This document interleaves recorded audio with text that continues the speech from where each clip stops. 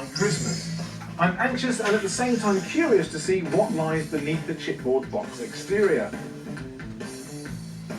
Mike made no mention as to how complete this stroker is, and surely there are bits still to be found.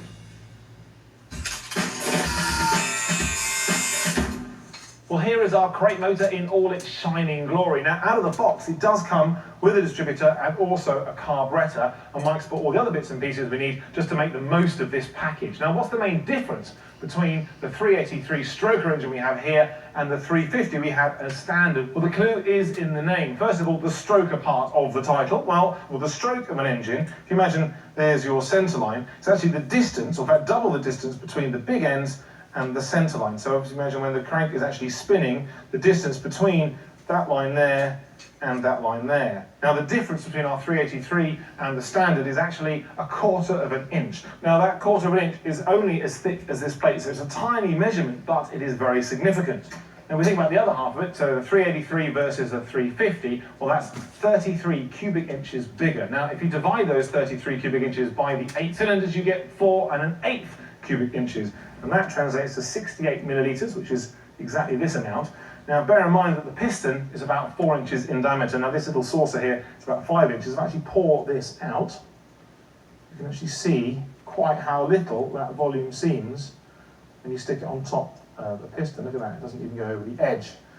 If you think about this tiny bit of extra volume on each piston, it does seem rather insignificant, but we know it makes a huge difference. We get 3 times the power and twice the torque. Now, our original engine was designed to be as rubbish as possible because of political reasons, whereas our crate motor has been designed to be as awesome as possible by using some of the very best performance parts available. So all of these components are going to finally give our Camaro the performance level it's always deserved.